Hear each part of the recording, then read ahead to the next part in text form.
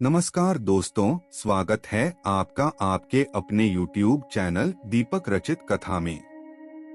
सावन का पहला सोमवार यहाँ रख देना, एक जोड़ा पान का पत्ता होगा अनेकों चमत्कार। सावन के प्रथम सोमवार 10 जुलाई को पढ़ने जा रहे हैं। इस वर्ष सावन का जो महीने हैं ये बहुत ही खास होने वाले हैं। इसके पीछे अनेकों कारण हैं, क्योंकि दोस्तों इस वर्ष अधिक मास होगा, जिसे हम बोल चाल की भाषा में मलमास बोलते हैं। फिर पुरुषोत्तम मास के नाम से जानते हैं। पुरुषोत्तम मास का स्वामी प्रभु श्री हरि भगवान विष्णु जी कह गए हैं। और ये वर्ष में अगर आप पूजा पाठ करते हैं सावन के महीने में, तो पूजा पाठ के फल का असर 1 गुना आपको अत्यधिक मिलेगा, क्योंकि दोस्तों यह अधिक मास होने के कारण आपको हासिल होगा। श्रावण के प्रथम सोमवार की पूजा की शुभ मुहूर्त नोट करके रखें। तो दोस्तों 10 जुलाई को श्रावण के प्रथम सोमवार की व्रत रखी जाएगी और इसके शुभ मुहूर्त में पूजा पाठ करने की वो है सुबह 4:13 से लेकर के 4:54 तक ये ब्रह्मा मुहूर्त रहेगा। इसके बाद दोपहर 12 बजे से लेकर के 12:55 तक अभिजीत मुहूर्त रहेगा। ये भी अच्छा समय होता है पूजा पाठ करने के लिए। फिर दोपहर में 2:45 से लेकर के 2:40 तक ये पूजा करने का शुभ मुहूर्त रहेगा। और इस दौरान दोस्तों दोपहर 12:24 से लेकर के अगले दिन सुबह 5:35 तक रवि योग रहेगा। तो इस बीच में अगर आप पूजा पाठ करते हैं तो इसके फल का असर आपको आगे 1000 गुना ज्यादा बढ़कर के हासिल होगा। दोस्तों सावन मास एक ऐसा समय होता है जिस समय सारे देवी देवता, सारे देवगढ़ तीर्थ स्थान पर आ जाते हैं।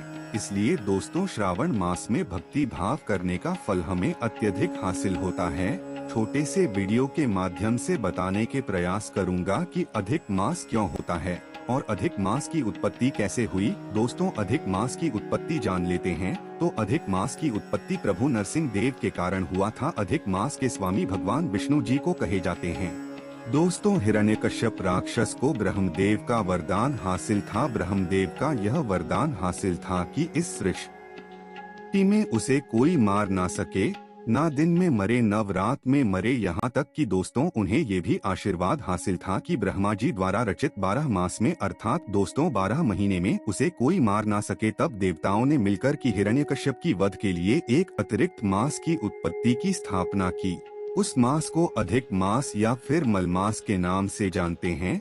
तब प्रभु नारायण नरसिंह रूप बना करके हिरण्यकश्यप को मार पाया था। इसलिए दोस्तों अधिक मास के स्वामी भगवान श्री हरि विष्णु जी कहे जाते हैं। इसलिए दोस्तों ये सावन के महीने हरि और हर अर्थात दोस्तों भगवान विष्णु और भगवान शंकर दोनों की कृपा हासिल करने का सबसे अच्छा समय है। तो दोस्तों वीडियो में और भी आगे जानकारी बताऊंगा। इससे पहले सभी लोगों से निवेदन करना चाहूंगा, अगर आप भी भगवान शंकर जी के परम भक्त हैं, भगवान शंकर जी को दिल से मानते हैं, तो कमेंट बॉक्स में ओम नमः शिवाय लिखना ना भूले। साथ ही साथ हमारे वीडियो को लाइक जरूर करना और हमारे चैनल को सब्सक्राइब कर इस वीडियो को अपने दोस्तों यारों में आगे जरूर शेयर करना दोस्तों, ताकि उन्हें भी ये जानकारी हासिल हो। दोस्तों आप सभी लोगों के मन में ये प्रश्न उठ रहा होगा कि शिवलिंग पर आखिर जोड़े के रूप में ही क्यों चढ़ाए जाते हैं सामग्री, अर्थात दोस्तों भेंट को हम सब भवन शंकर शिवलिंग पर या फिर जो भी देवी देवताओं की पूजा करते हैं उसमें जोड़े के रूप में ही क्यों चढ़ाते हैं और ऐसा क्यों बोला जाता है कि हमें जोड़े के रूप में चढ़ाना चाहिए।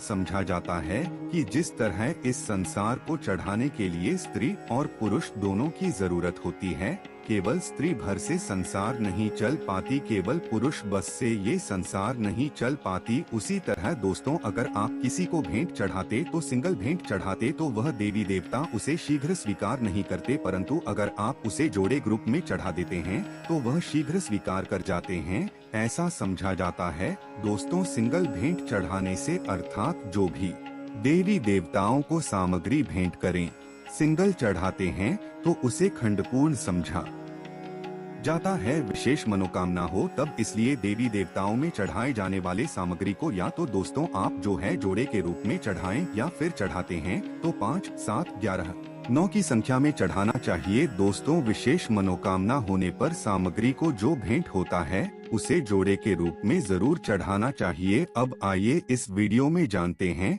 शिवलिंग पर पान के पत्ते चढ़ाने के महत्व की। हमें शिवलिंग पर पान के पत्ते चढ़ाते हैं तो कौन सी फायदा मिलते हैं और हमें शिवलिंग पर आखिर पान के पत्ते क्यों चढ़ाना चाहिए। पान के पत्ते किस तरह चढ़ाना चाहिए। पान के पत्ते चढ़ाते समय हमें कौन सी सावधानी रखना चाहिए।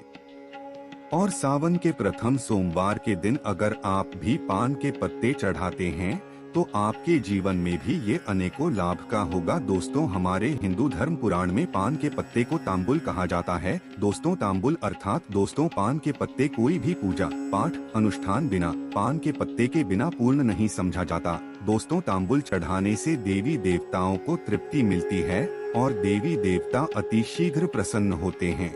जब देवी देवताओं को हम सब भोग लगाते हैं, भोग के बाद हम सब उन्हें चबाने के लिए तांबुल चढ़ाते हैं। अर्थात दोस्तों, पान के पत्ते में लौंग और लालची रख करके उन्हें भेंट चढ़ाते हैं तो उन्हें की प्राप्ति होता है। तो ऐसा समझा जाता है। दोस्तों, शिवलिंग पर अगर आप भी पान के पत्ते चढ़ाते हैं तो ये 5 जबरदस्त फायदे आपको हासिल होता है और आपके जीवन में अनेकों चमत्कार होना शुरू हो जाते हैं।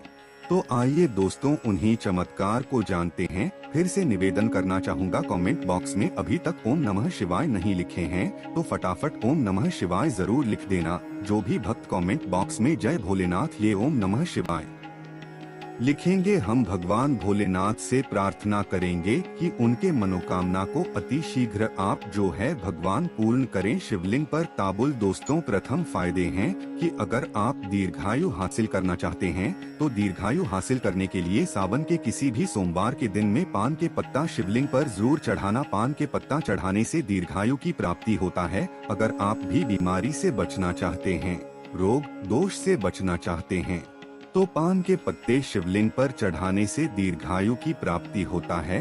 दूसरा फायदा, दोस्तों, पान में शहद लगाकर के शिवलिंग पर चढ़ाने से आत्म शांति एवं सफलता होते हैं। बिगड़े काम बनते लगते हैं। अर्थात दोस्तों, जो आपके काम बिगड़ रहे हैं, बिगड़े काम बनने लगते हैं। जब गौर विपत्ति हो जाए और कोई आपके साथ ना दे तो शिवलिंग पर पान के ऊपर शहद लगाकर के जरूर चढ़ाना चाहिए। दोस्तों, हर बाधा तकलीफ कष्ट जड़ से मिट जाता है। ये रामबाण अचूक उपाय है। अगर आपके जीवन में भी कोई तकलीफ है, कष्ट है, परेशानी है, आत्मा शांति चाहिए तो पान के पत्ते में शहद लगा करके इस सोमवार में अर्थात दोस्तों प्रथम सोमवार के दिन जरूर चढ़ाना पान के पत्ते शिवलिंग पर चढ़ाने की। तीसरा फायदा, दोस्तों, पान के पत्ते पर घी लगा करके बड़े ध्यान से सुनिएगा, छोड़ करके नहीं जाना है।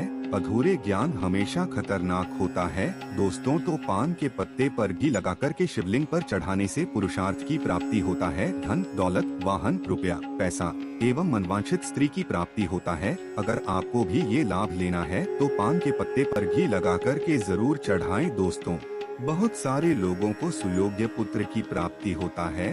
दोस्तों, बहुत वैसे हमारे साधक हैं, हमारे इस वीडियो को देख रहे हैं, हमारे जो दर्शक हैं, हमारे परिवार के सदस्य हैं, सुयोग पुत्र की प्राप्ति हो तो पान के पत्ते पर सफेद चंदन से उपाय ध्यान से सुनिए। पान के पत्ते पर सफेद चंदन से ओम उमा महेश वाय नाम लिख करके अगर आप पान के पत्ते चढ़ाते हैं तो सुयोग्य पुत्र की प्राप्ति होता है। ऐसे पुत्र की प्राप्ति होती है जो कि बहुत ही ज्ञानवान होते हैं। पान के पत्ते चढ़ाने की 5वां एवं अंतिम फायदे, दोस्तों, पान के पत्ते अगर आप चढ़ाते हैं तो भयंकर बीमारी एवं रोगों से मुक्ति मिलती है। दोस्तों, भयंकर बीमारी एवं रोग से मुक्ति पाने के लिए पान के पत्ते पर सफेद चंदन से ओम होम शह लिख करके शिवलिंग पर पान के पत्ते चढ़ाएं और 108 बार महामृत्यु जय मंत्र का जाप करें। आपको तत्काल लाभ मिलेंगे। या फिर किसी को भयंकर बीमारी तब भी उनके हाथ से स्पर्श करा करके पान के पत्ते चढ़ाया जा सकता है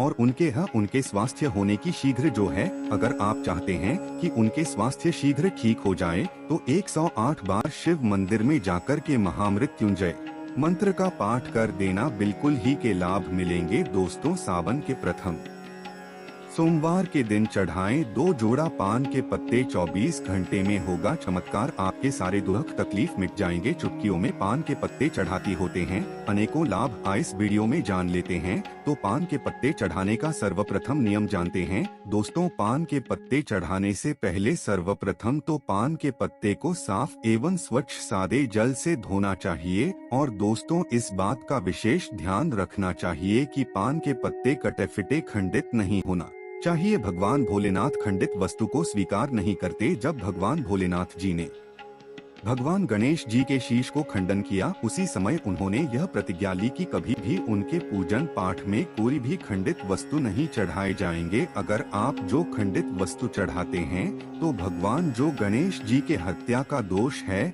वो आपके ऊपर में आ जाते हैं। इसलिए दोस्तों, कदापि भगवान भोलेनाथ जी की पूजा में खंडित सामग्री नहीं चढ़ाते हैं तो भयंकर दोष लगते हैं, बल्कि आपको फायदा मिलने की जगह नुकसान मिलना शुरू हो जाते हैं। तो इस बात का विशेष ध्यान रखना। पान के पत्ते चढ़ाने से पहले डंठल अर्थात वज्र हिस्से को तोड़ लेना चाहिए। ऐसा समझा जाता है वज्र हिस्सा को बिना तोड़े अगर आप पान के पत्ते भगवान भोलेनाथ को चढ़ाते हैं तो इसे भी दोष पुनः समझा जाता है। तो ये 3 नियम का पालन आपको अवश्य करना है। अब आइए दोस्तों जानते हैं इस वीडियो में कि पान के पत्ते कैसे चढ़ाना चाहिए। तो सर्वप्रथम दोस्तों, आपको सादे एवं स्वच्छ 2 पान के पत्ते लेना है। दोनों पान के पत्ते पे थोड़ा सा आपको इत्र लगा देना है। इत्र का छिड़काव कर देना है और मनोकामना बोल करके इस पान के पत्ते को भगवान भोलेनाथ की शिवलिंग पर चढ़ाना है। दोस्तों, केवल एक ही सोमवार के दिन ये उपाय करना है। अभी के जो भी मनोकामना होगा शीघ्र पूर्ण हो जाएंगे, इसमें संदेह नहीं है। रामबाण एवं अचूक उपाय है। दोस्तों, तो आप भी अगर कोई मनोकामना पूर्ति करने के लिए ये उपाय जरूर करें। शीघ्र आपकी मनोकामना पूर्ण